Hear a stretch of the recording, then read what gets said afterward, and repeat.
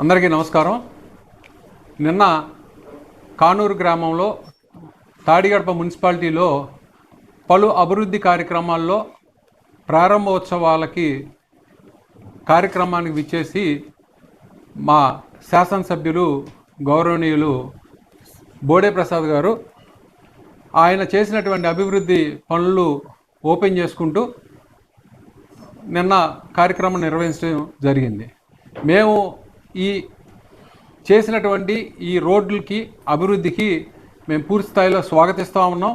ఎందుకంటే ఏ ప్రభుత్వాలు ఉన్నా మనం ప్రజల యొక్క మౌలిక వసతుల్ని నిర్మించటంలో ప్రతిపక్ష పార్టీ అయినా పాలకపక్షం అయినా కూడా ఆడి యొక్క అవసరాలు తీర్చడమే ప్రధానమైనటువంటి ధ్యేయంగా చేయాల్సినటువంటి పరిస్థితి ఉంటుంది. కాబట్టి ఆయన ప్రారంభోత్సవం చేసినటువంటి రోడ్లు నిర్మాణం చేయటంలో తన వంతు సహకారం తన వంతు కృషి చేసినందుకు ముందుగా ఆయనకి అభినందనలు తెలియజేస్తూ, తర్వాత ఆయన నిన్న ప్రారంభోత్సవ వేడుకల్లో మాట్లాడుతూ ఇక్కడ ఉన్నటువంటి నాయకత్వం మీద అవాకులు చవాకులు వ్యక్తిగతమైనటువంటి దోషణలకు పాల్పడుతూ కొన్ని అభియోగాలు చేశాడు.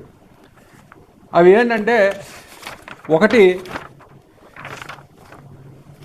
గంగానమ్మ గుడిని దేవభక్తిని చక్రవర్తి అని నేను కబ్జా చేశానని, తర్వాత కామన్ సైట్లేయో మా ఆధీనంలో ఆక్రమించుకున్నామని, తర్వాత ఈ రైతు బజార్లు గురించి కొన్ని మాట్లాడటం జరిగింది. ఆయన మాట్లాడుతూ మా గురించి, మా ఆక్రమణల గురించి, మేము చేసినటువంటి అధికారంలో లేకపోయినా కూడా మేము చేసినటువంటి అనేక దుర్మార్గాలకి పుటాలుగా రాయొచ్చు అనేటువంటి మాటలు ఆయన సెలవు ఇవ్వడం జరిగింది. నేను ఈ వేదిక ద్వారా చెప్తా ఉన్నా ప్రసాద్ గారికి, బహుశా ఈ శాసనసభ్యుడికి కనీసం జ్ఞానం లేనటువంటి అజ్ఞాని.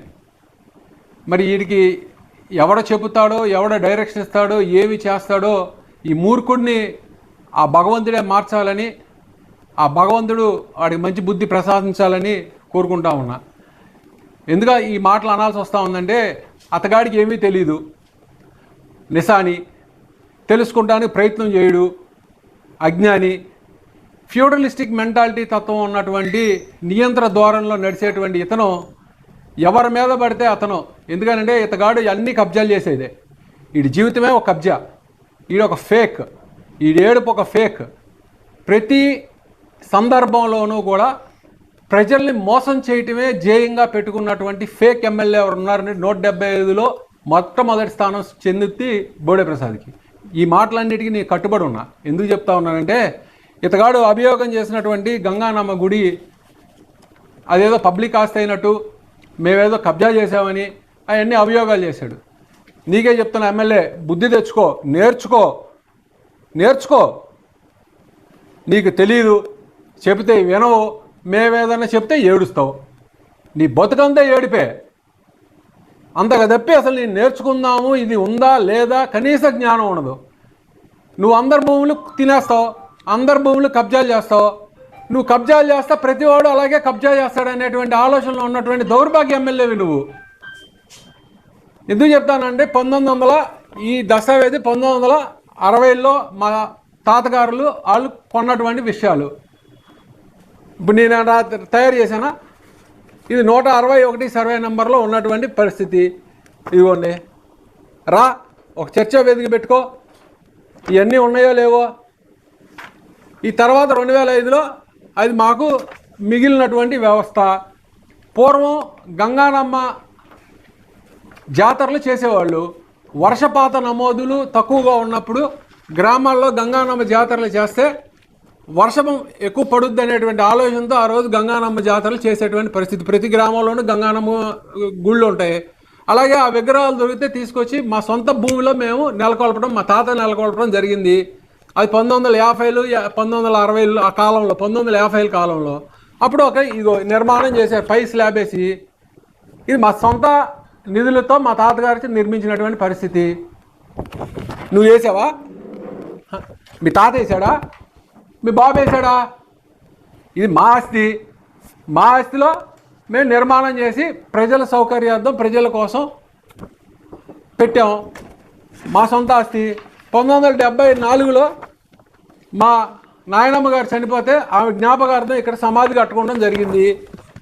ఇదిగో నేను వేసింది కాదు, ఇవాళ కూడా 1974లో మా సొంత భూమి. ఇది మీ తాతగాడు వేస్తా. ఇవాళ కూడా ఇక్కడ గోవులు పెంచుతాం. మా ఆస్తి. నీ రికార్డ్స్ ఉంటాయి. మేము మిగిలిన భూమిని అమ్మగా మాకు ఉన్నటువంటి ఆ 3 సెంటో 2 సెంటో భూమి అది. ఇది నేను ఆక్రమణ చేయటం ఏంటి? సిగ్గుందా నీ బతుక్కి? భూ కబ్జాలు చేయటం అలవాటు నీకు, నాకు కాదు. నేర్చుకో సన్నాసి అని.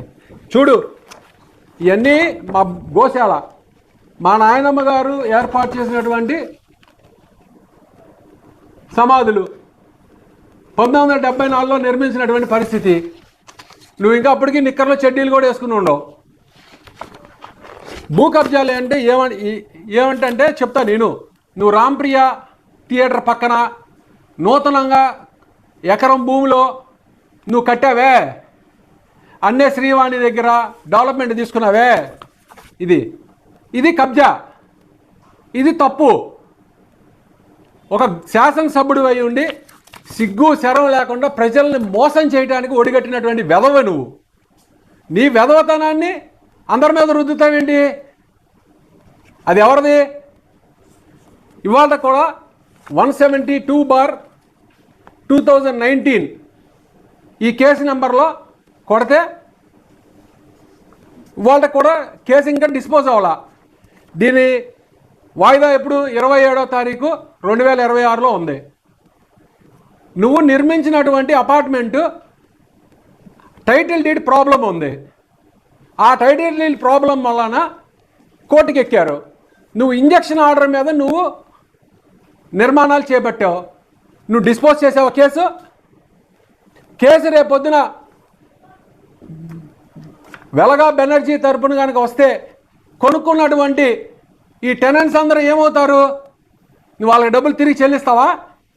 భవానీపురంలో ఏ రకంగా అయితే 43 మంది నిరాశలై రోడ్లు పాల్పడ్డారో అలా పాలవుతారు. నీకు తెలీదా? నువ్వు ఒక శాసనసభ్యుడివేనా? గౌరవ కోర్టు అంటే నీ కనీస జ్ఞానం, గౌరవం, మంచి చెడు అని సచ్చిందా నీకు? ఇంకా కోర్టులో కేసు డిస్పోజ్ అవ్వాలా అంటే తుది తీర్పు ఇంకెంతవరకు రాలా. నువ్వు ఆక్రమణల గురించి మాట్లాడతావు. నీ బతుకే ఒక ఫేక్. నీ జీవితం ఒక కబ్జా. అలాగే జగన్నాథపురంలో నిరాశలైనటువంటి నిరుపేదలను తీస్తే వాళ్ళు తీసుకెళ్ళి మళ్ళీ ఒక డిస్ప్యూటెడ్ ప్రాపర్టీలో వాళ్ళందరినీ చేర్చలేదా నువ్వు? తగాదాలు తంపులు ఎక్కడెక్కడ ఉంటే ఇన్ని ఏరుకునేది నువ్వు, నేను కాదు. నేనేదో అవాకులు చవాకులు వెళ్తున్నాడు అతగాడు. ఏదో కామన్ సైడ్ కబ్జాలు చేశామని, చెరువులు కబ్జాలు చేశారని. 2014 నుంచి 19 వరకు ఇక్కడ శాసనసభ్యుడు ఎవడో? నువ్వు కాదా? నువ్వు అప్పుడు ఏం పీకావు? ఏ గుడ్డిగాడిద పళ్ళు దోమావు? ఎందుకు నివారించలేకపోయావు? 2019 నుంచి 2024 వరకు నువ్వే ఇక్కడేంటి ప్రతిపక్ష నాయకుడివి. ఎందుకు ఎత్తి చూపించలేకపోయావు? 2024 నుంచి 2026 వరకు నువ్వే ఎమ్మెల్యేవి. నువ్వెందుకు పీకలేకపోయావు? ఎంతకు అమ్ముడుపోయావు? ఎవడెవడి దగ్గర ఎంతంత తీసుకున్నావు? అమ్ముడుపోతానే కదా ఏడవలేదు నువ్వు. నా ఏయో తేలుస్తాను, నిగ్గు తేలుస్తాను. తేల్చు